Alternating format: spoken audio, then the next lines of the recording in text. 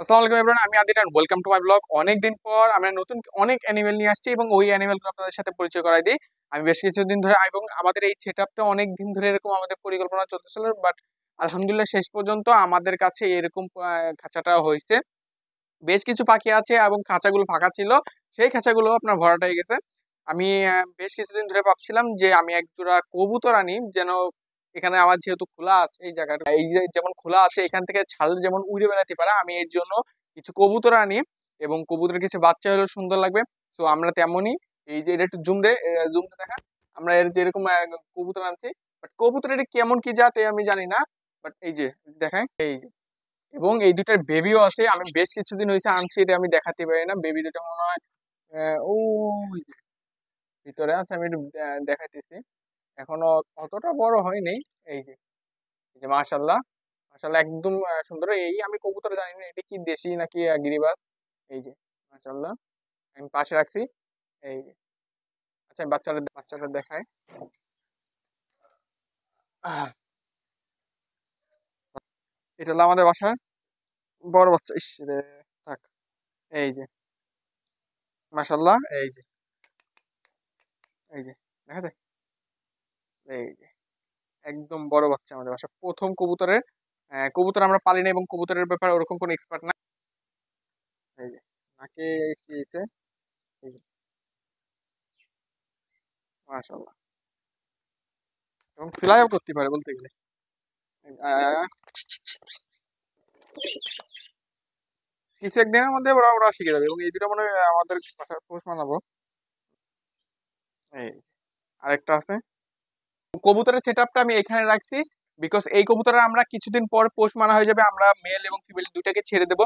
এছাড়াও আমাদের কাছে দেখি, এছাড়াও আমাদের কাছে একটা মেল আছে এবং এটা অস্থির একটা মেল এবং খুব ডাকে। তো এটার জন্য ভালোটা আমি ফিমেল খুঁজতেছি। এটা তো আমি পেয়ার আনছি, যার কারণে আমার প্রবলেম হচ্ছে না। ওই যে আরেকটা বাচ্চা আর এই যে আরেকটা বাচ্চা, তো দুইটাই ফ্লাইং শিখে গেছে। ওটা একটু ছোট আছে, মা বাবা এই যে আবার পর ডিমের পর চলে আসতেছে এরকম। আর এই যে হলো আপনার আরেকটা মেল, এটা অনেকদিন আমার কাছে রয়েছে, আপনি কিছু বেশ ভিডিওতে দেখতে পারবেন। এই যে, এবং এটা ভালো ডাকিও।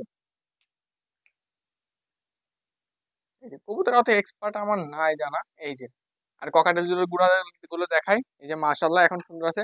এরা হয়তো বিডে আসবে। আমি ছোট একটা হাড়ি দিয়েছিলাম, দেখতেছি হাড়ির মধ্যে ওরা একটু বেশ অ্যামাজিং করতেছে এবং খাঁচাটা কিন্তু বেশ বড় দিচ্ছে। আমি মাঝে বলছিলাম যে আমি বড় খাঁচা দেবো।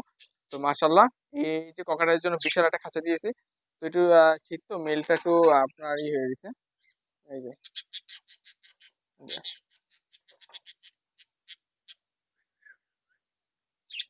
মেলটা আমার মনে চেঞ্জ করতে হবে কিছুদিনের মধ্যে, ঠিক আছে? বাট অ্যাক্টিভ আছে, কিন্তু মাঝে মাঝে একটু কেমন দেয় ফিমেলটা। মাশাল্লাহ মাশাল্লাহ, এই যে, আর বাজিগাট গুলো দেখায়। এই যে বাজিগাট, আপনার বাজিগারের কথা বলতে গেলে বাজিগাটা এরা ব্রিডিং এ চলে আসছে এবং হাড়ির মধ্যে এদের ওঠা বসা চলতেছে। মেল ফিমেল খুব সুন্দর অ্যাক্টিভ রয়েছে। মাশাল্লাহ মাশাল্লাহ, এই যে মেলটা, এই যে, আর এই যে female।